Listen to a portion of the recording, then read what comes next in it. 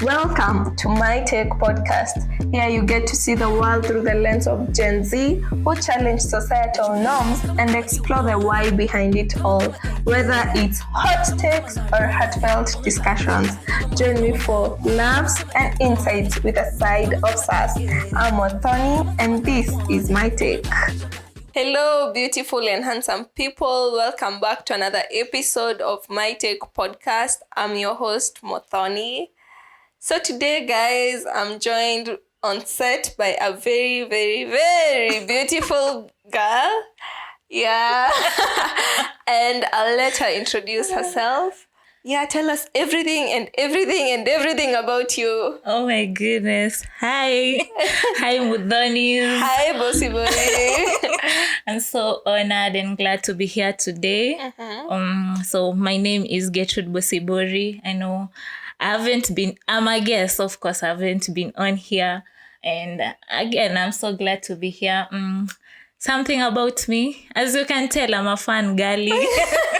I'm a girly's girly. I'm a girly's girly, and I enjoy company with my friends. And on the serious side, I'm a corporate girly in the finance sector. So yeah, if you know you want some help with your finance matters issues, hit your girl up. Yeah. That's all. Thank you. A nice introduction. Anyway, so here on My Take, we ask people icebreaker questions. How was your week? Song of the week and a Bible verse of the week. Yeah. So we start with, how has your week been?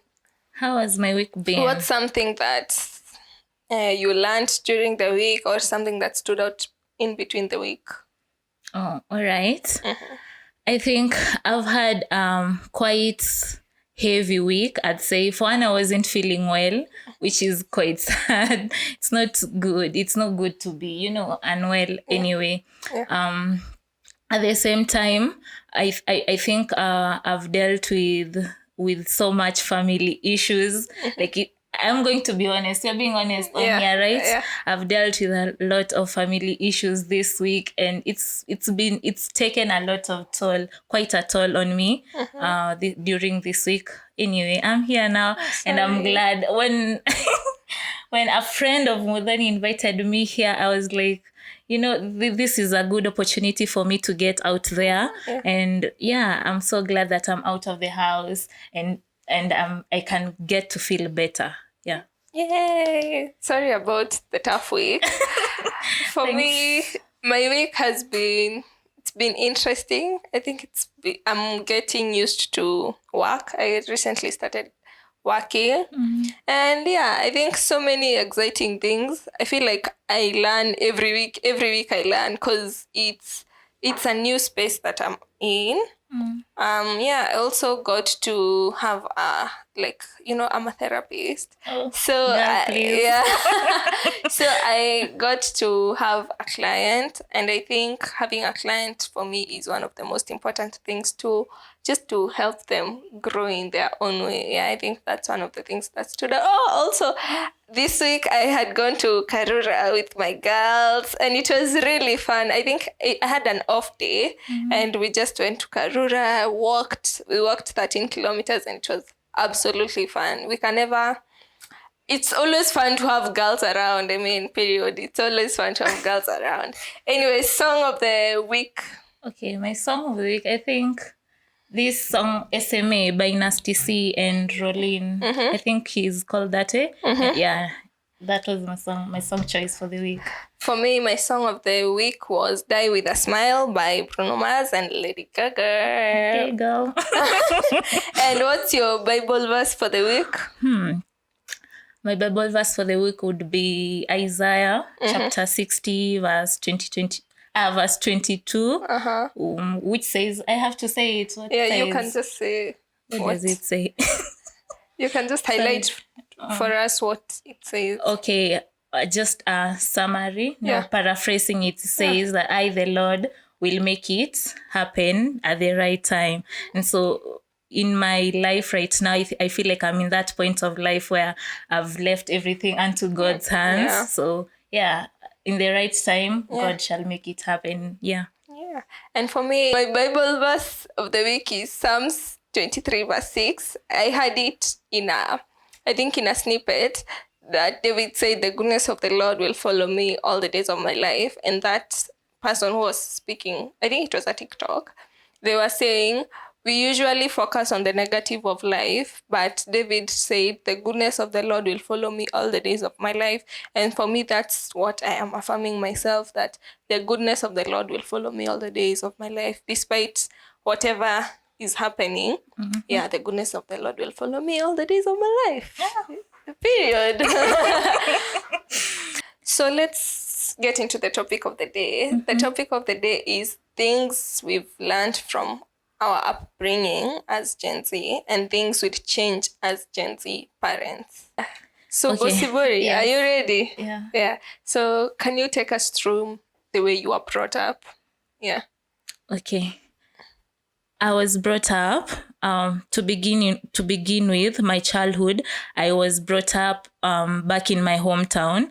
I remember I was brought up by my auntie because my mom had gone back to school. So basically I grew up knowing that my auntie is my mom. And then fast forward to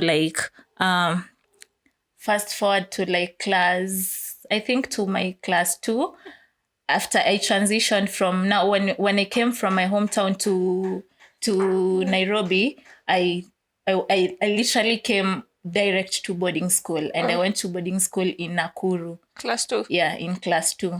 So you see, in this period, I haven't stayed with my parents at all, because back when I was in my hometown, I used to stay with my aunt, and then I came to Nairobi. When I came to Nairobi, I went straight to boarding school in Nakuru. And the main reason is because my parents were okay. My mom had gone back to school for her higher whatever learning, and my dad was working. So there was literally no one to take care of us at the moment. So yeah, I went to boarding school. I think that was the best time of my life. Let me tell you, being in boarding school, in a private boarding school at a young age, privilege. The privilege, amazing. Because I tell you, I remember I used to even be taken to the principal's house. People are eating githeri and then you're there being brought chips, Privilege. Yeah, it was quite a privilege. I enjoyed staying in boarding school more than home, actually. Yeah.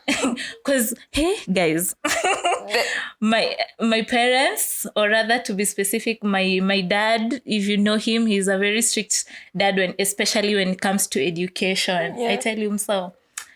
We would be you sit with my dad every day. He has to go through your homework, and then unachuna masikio kwa sababu how you have to present whatever you did during the day. So that time when I got the opportunity to go to boarding school, it used to be fun. And even during the holidays, the way contrary to how you other guys would love to come home. Personally, I think me and my siblings, we'd hate closing days. And that was actually something I grew up until high school. I never looked up to the holidays because I feel like my dad is another principal. Yeah. My dad is a tougher principal than the school's principal. So, yeah, I've grown mostly in school, I feel like, and I feel like that has affected my relationship with my parents a great deal, because that has impacted how we relate, both with my mother and my father. You get, because we've never had a time to connect, especially my mom, because you see, when I was during my childhood, like I told you before, she was in school. And my aunt brought me up, or rather, she brought me up. So and then I went to school, and when we came to Nairobi, her work is in Kisii. So she was at work, and we were brought up by my dad, literally from primary and secondary school. So that impacted a very negative relationship. But So from class 2 to class 8, you were in boarding school. and then you joined high school. Yeah. And high school, how was your high school experience? High school experience. Yeah.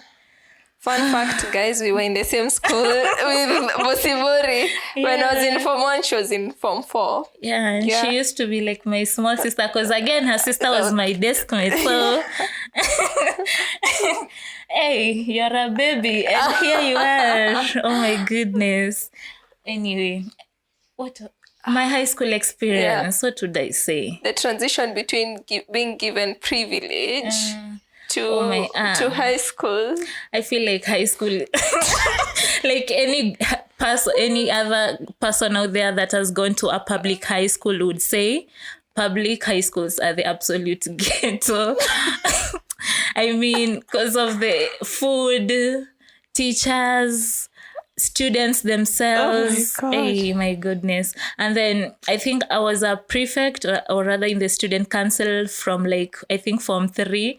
I tell you, dealing with students. And the thing is, people who used to see prefects as harsh people. And right now, like, for example, I always meet some of my fellow students, like out here, my former high school mates. Yeah. And they're like, we're just vibing, you know? Yeah. You even wonder what was the grudge people had towards prefects for no apparent reason. Anyway, that was it. About high school. I enjoyed high school though because of the music festivals, friends. I made good friends up to date, which I'm so thankful and grateful for. I think that's one thing I'm always in awe, or rather I'm always grateful for. My high school class. My high school class. I'm really thankful, and the friends that I made, because even when I transitioned into campus, most of my friends in campus, actually, like 3/4 of my friends in campus were from high school, because we like went to the same campus, and even the same course, the same class. It was fun. And in your high school era, how was your relationship with your parents then? With my parents, not good. I would say that's not good. So from primary, you came back to Nakuru? To Nairobi. Nairobi. Yeah, because my primary school was in Nakuru. And then for how long did you spend? Now, that time you were spending time with your dad. And then for how long did you stay until you joined high school? Until I joined high school from primary? I think 3 months. I'm not sure. So that time you also with your dad alone? Yeah, with my dad alone. My mom used to come, I think, 1 week, just some days to us opening school, or rather only visiting days when you have functions in high school only. Yeah. And in high school, you was your mom more present in high school? No. My mom was present. Okay, I won't say she it's not her fault. It's work.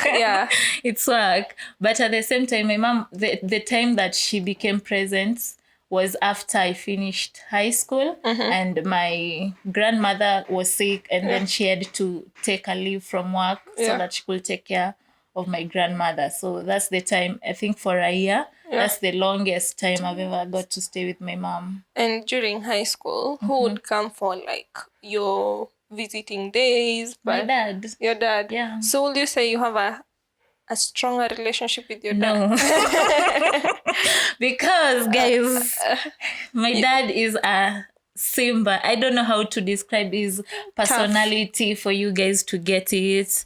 He's the toughest person you'll ever meet. You see Matiangi kando, guys. My dad is a tough one. Yeah. You grew up fearing your dad? Yes, I grew up fearing my dad because how he brought us up he brought us up.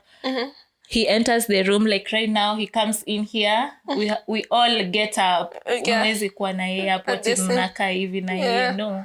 Yeah. So did that affect your studies and the way you performed in school? Partly, I feel yes.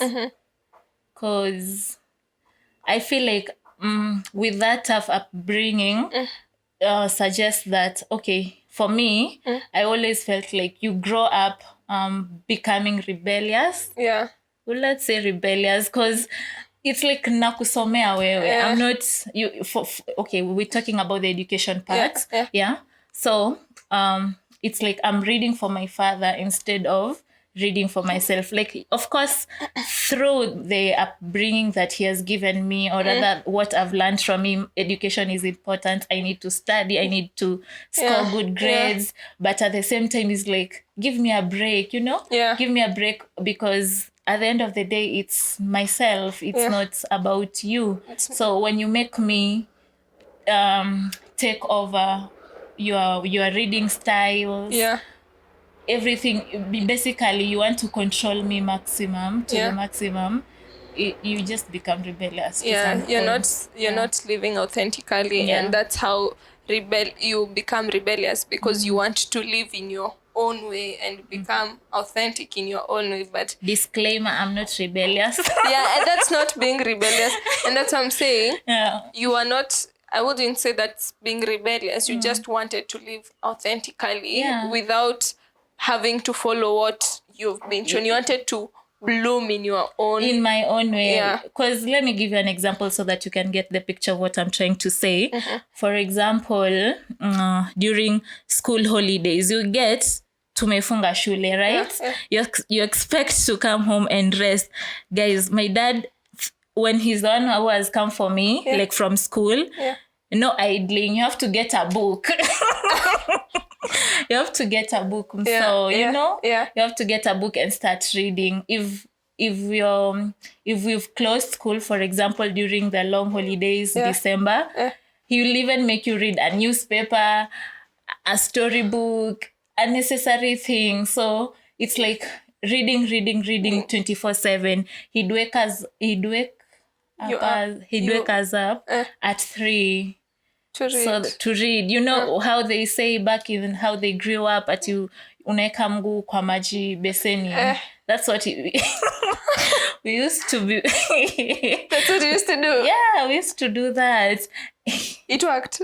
Hey, that's the thing. So thank you for saying that, because that's the thing. It doesn't work because you're like rebellious. You're like, what is this? You know? Yeah, you're not even focusing on reading. Yeah, let me do my own style of reading instead of making me try to impress you. You know? All I'm doing is trying to impress you rather than studying on my own. Because we wake up at that 3 and then kama to high school tunaenda tunalala kwa meza. And I'm saying too, because this is plus my siblings, because what we've gone through, it's real trauma. So, we go sleep and then we'd listen, like akikuja kama depa vanya nakuja. Tunamka mbio. Literally we wake up, switch on the lights. So we lie that we are studying, but in real sense we are sleeping. And then when you hear him go, we run to read. That was our life mostly. And then that's throughout high school. Throughout primary and high school. My dad has always been the guy, you have to study. Well, and this was what he used to say this all of the time. If you're not studying, you're doing manuals. He calls them manuals. Manual is chores. So if you want to take a break from studying, go do the dishes. Go do the dishes, sweep the house, wash clothes. So that's your life. You'd say you didn't have a social life. I didn't have a social life. My father would ensure you have no friends. The moment you step out of the house, it's a problem. Like, he's already notified. They don't know whether he had a security guard or a CCTV. I don't know, but I grew up with no social life up to date. Like, having friends is kind of illegal to my father, especially. Okay. So with that, what are some of the positive and negative things you've learned from the way you are brought up? Let's start with the positive. Things. The positive things that I've learned from my upbringing.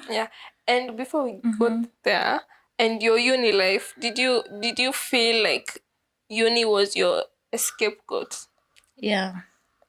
Yeah, and I feel like the uni now, the uni carries a lot of weight.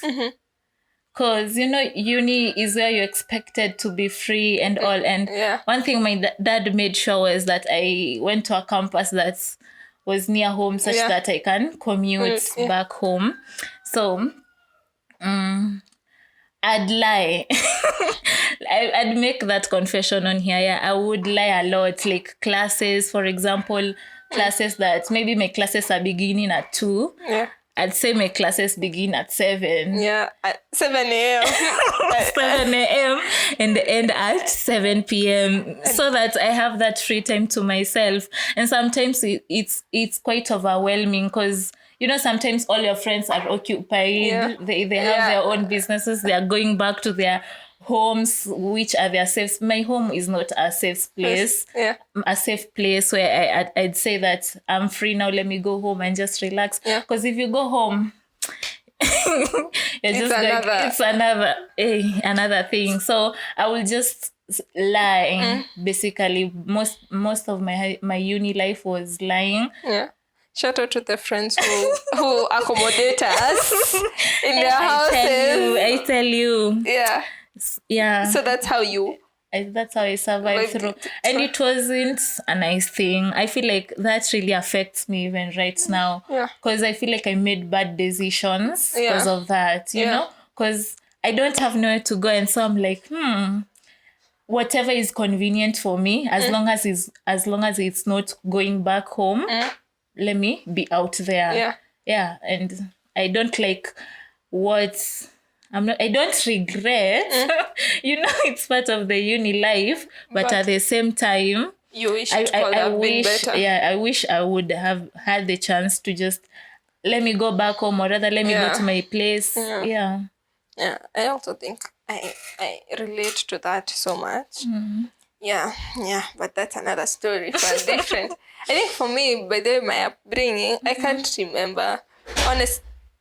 For me, I guess my upbringing, I can't really remember how I was brought up. Okay, I know we changed schools a lot in primary because of, I think, the relationship my parents had with each other. For me, my upbringing was in a negative way because of the way both of my parents carried themselves and their relationship affected us. I feel like for me, it was more about them than about us. Yeah. So we'd changed school. I think by the time I was in class 2, I'd gone to, I think, 4 primary schools. Just changing. For a few, we are here. That's one thing I remember. Or 5, by the way, 5 primary. Oh, so like from class 2 to class 8, my primary school has been good for me. By the way, I think as a child, or even till now, I'm always looking at what is there, the privilege. I didn't really care about what my parents are fighting about. It was mostly about me. Like, do I enjoy the lifestyle? Is the lifestyle comfortable?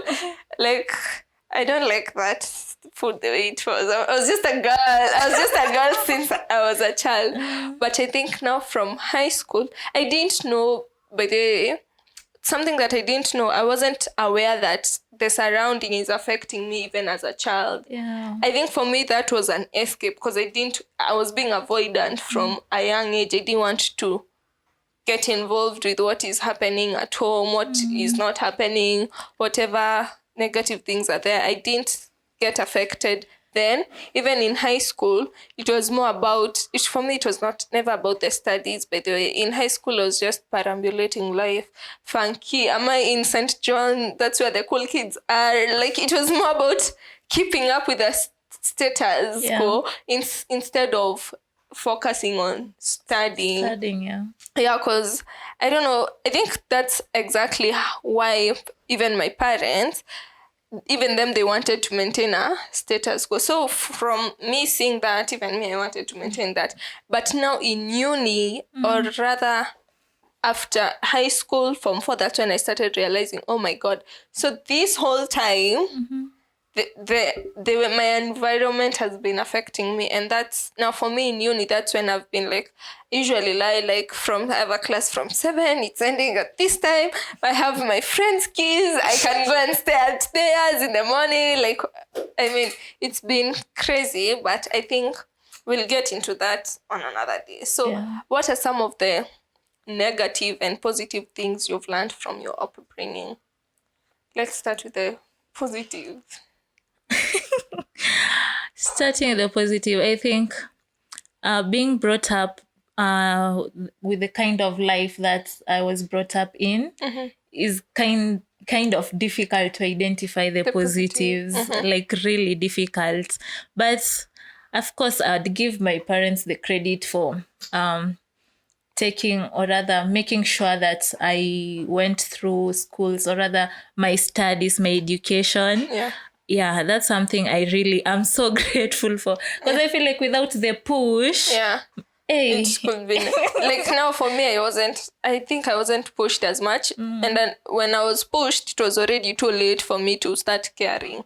So another but thing. Also at the same time, talking about the push thing, I feel like I'm a self-driven person. I'm actually I wouldn't say the only self-driven person in my family, like among my siblings. And so I feel like I took that from my parents also, like pushing yourself. So we never really collided on that. If it's studying, but I want to do it on my own terms. I will study, but on my own terms. So that's a good thing. That's a positive thing I took from, or rather I learned from my parents, from my upbringing. And also, I'd say the Christianity side, going to church. I'm so thankful for that I got to learn about God and just know the importance of God in our lives. My mom always makes sure Saturday, especially, not even my dad. You have to wake up, I'm an Adventist, so we have to go to church. And that's a good aspect in my life that I'm thankful my parents brought me up in. And then what about the negative? Taking a deep breath on that one. It's okay to take a deep breath. The negatives.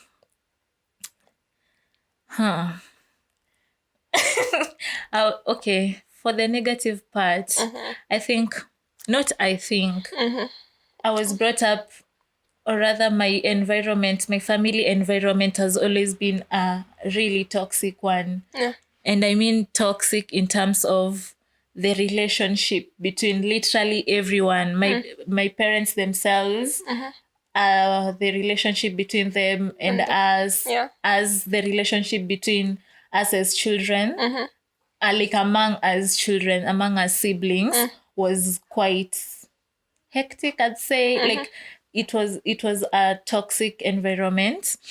So that's not something I really like, because again, this is from my parents. It came from my parents, because we never, you see how you're always told, or rather you learn from what is in your environment. I don't know how to put that, but you get, there wasn't basically like love, I'd say, and communication, because my dad, especially my dad, is a believer of the dictatorship. My dad believes in a dictatorship kinda role in the family, because when it comes to every family decision, it's like he has to be the one making the decision.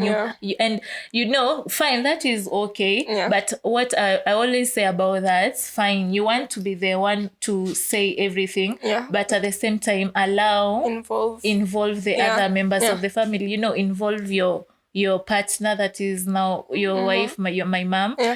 And even when it matters concerning us as children, involve us. But it has, up to date, it has never been that according to my father especially. Like, you cannot tell him akisema amesema. And that's on period. I tell you, even if you make a decision, like even if I make a personal decision, like, guys, can you imagine, I tell him if I happen to, right now I'm job hunting, right? Yeah. And so if I happen to apply for a job and I do not tell my dad, it's an issue. So later on, maybe if he has, are you applying for a job? And then I'm like, yeah, I applied for that job, know? And then he's like, why didn't you tell me? And now he makes a big fuss out of it. And so you're like wondering, what's the issue? Like, that's a personal thing, or rather decision for myself. So that has always been it for my dad. You have, even my mom literally has to tell my dad everything. And when I mean everything. You have to tell him. And it's quite, I feel like that has really impacted our family negatively. And we'll still continue with the negative things, but that, for me, also that has happened to me, but it also made me become this, I feel like I am, like, you can't tell me something, you can't tell me nothing, mostly as a man. It makes me become rebellious, even to to submit to a relationship. For me, it's always at an arm's length, because I'm not gonna follow what you're telling me. Exactly. So it has really affected my relationships, even with the way I view relationships, because I'm just like, who do you think you are? Can't tell me you can't tell me anything. Like, I always say this, my dad has controlled me all my life. You're not about to come in my life and control me too. I've had enough of it. And with that, and sometimes it's not even other people controlling us. It's just people laying out their POVs, their point of views, and we are there thinking that, this person wants to control me. And then we become so hard. It becomes so hard for us to let the person in, because we are like, once I let you in, you're going to come over and control my life. And that's not even, maybe that's what the other person is thinking. That's a self-defense mechanism, I feel like. That's a self-defense, which is kind of toxic. We need to go for therapy. You're the therapist here. You need to heal. I always say that before I get into a serious relationship, like at that point in my life, I need to heal. Let me tell you, and it's not even a joke. For me, I'm putting in I was in therapy just a month ago, and let me tell you, therapy becomes even work. Like, it becomes heavy, because you know it's like it's like you're on a battlefield with your trauma, with your decisions. So you're like, you have to put in the work. And it's not unlearning. I think unlearning things is the most underrated things ever, because you have to, it's like deleting something out of your system, and which is quite hard. It's quite hard. Another negative thing that you've learned from my parents, from your upbringing? Another negative thing I've learned from my parents is supporting. Supporting your children. Okay, I'd explain my point in terms of, I want to pursue a certain, what would that say, path in my life, for example. Rather, I'm interested in a certain hobby. But you get like, my parents, because they think that they have their say in everything. Like, I have no opinion in my life. I'm not entitled to anything in my life. I have no say I have no say in whatever I want to do with my life. For example, even wanting to make friends, I have no say in terms of the friends I want to make. I have no say in the career path I'm choosing. Just like I told, even in the job interviews that I'm going for, I have no say in anything of that. My parents literally do not know the meaning of supporting. I don't know whether you get what I'm trying to say. I understand what you're saying. So that's a negative thing. Also, they're not allowing you to be authentic. To live. And I think from one of the things I've learned in therapy is you have to live authentically. You have to live authentically to your own self. Like, you see, living authentically is you living in whatever you want to do. Being true to yourself. Does Diana want this? Does Diana want to to know how to cook. So I fulfill my own things rather than focusing on what other people want me to achieve. And I think that's such a long, well, let me tell you, see, I'm not even gonna lie. A long path of healing is ahead of you, but it's going to be quite easy because you are aware of. That's the good thing I always like about myself. Yeah. Because the one takeaway that I've taken from my upbringing is seeing all this, how I've been brought up, or rather seeing all those happenings with how I've been brought up. I'm always quite aware of what I want and what I do not want. So yeah, I'm so grateful for that. Yeah. Is there any other negative thing you want to say? Yeah, I just remembered another big one. A bombshell. I don't know if it's a bombshell really, but how would I put this? You know, this thing about raising kids is the mother's obligation, responsibility. That's not nice. Yeah. That's not nice. Yeah. Because I feel like the older generation, or rather our parents, really persisted on that. Like mtoto, because like I feel like it's a blame game between my parents on why we are the way we are. Now it's like a blame game for how we were raised and who raised us. Because you see, we stayed with my dad, right? And so how we've become, it's like the kids are bad because you were not there to raise them. Yeah. But on the other side, my mom is like, but it was you who raised them. So if they are bad, it's because of you. But at the same time, you get now this, it becomes both parents don't want to take responsibility for actually them not doing their parental duties. Exactly. Yeah. Because it's because of them. Yeah. But now it's like a blame game of you made the kids to be like this. Yeah. You are not there for the kids to teach them this and this. Yeah. So and it is as a result of both of them. That's the way you guys are. Yeah. It's not because of one parent or the other. It's the effect of one parent, and each parent has their own effect on the child. Yeah. The way this parent raised this child is as a result of that parent. Yeah. Like they don't want to accept that it's because of them. You know, we grow up to be who we were raised to be. Yeah, sure. So yeah. Is there any other negative thing? Another negative thing. Can't remember it now. All right. Yeah. For me, I think one of the negative things that you've not said on my end, it's me. I think one of the negative things is I was not validated enough as I was being brought up. My parents again focused on. For me, I feel like my parents focused on the status quo, like what they had to achieve, their own goals rather than the kids. They were focusing on, even in school. That's why I was saying my parents weren't as involved in my studies as much as they were.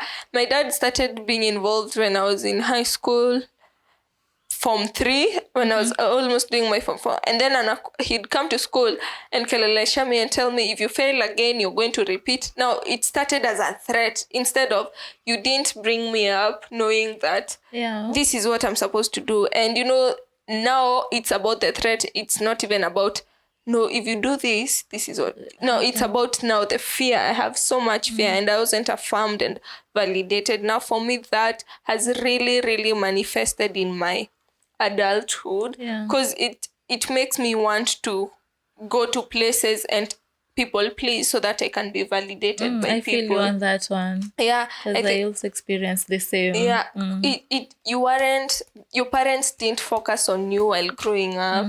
Yeah, they didn't validate. My father actually, sorry for interrupting.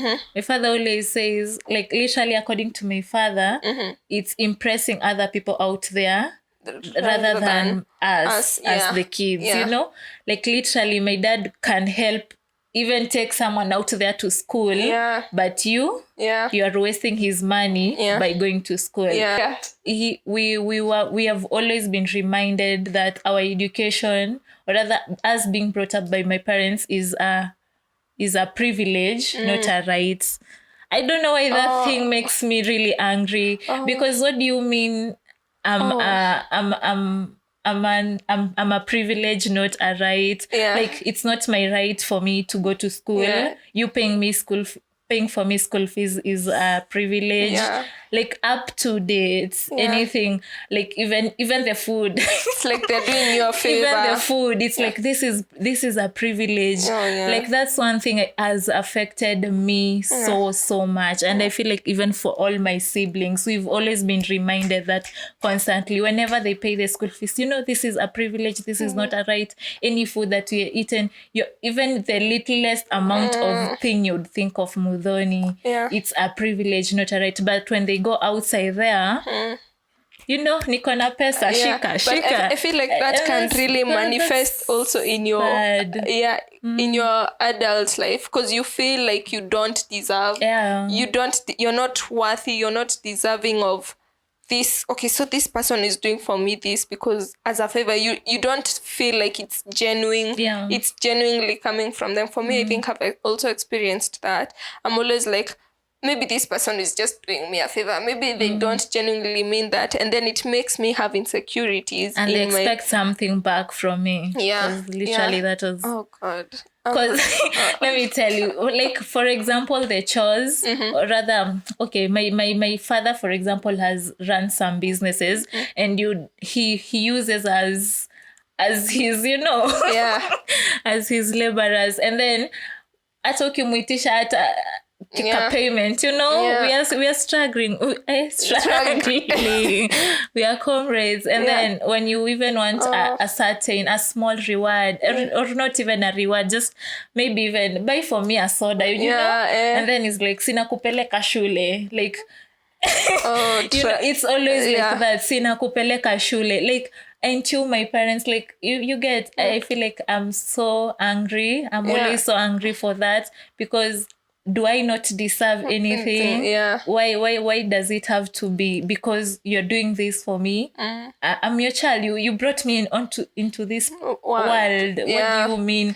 I have to work for you, because you're giving me food to eat. You should give me food to eat. I should not earn the food you want. It's your duty. It's your parental duty. You're the one who decided you want to have me. Yeah, sure. I think I've also had that. I think this conversation, we have the second part 2 of what would change as being Gen Z parents. I think we can make that part 2, because this episode, I'm so sure, is already long enough. It's already long enough. So let's do it as a part 2. So see you on the next part. Bye.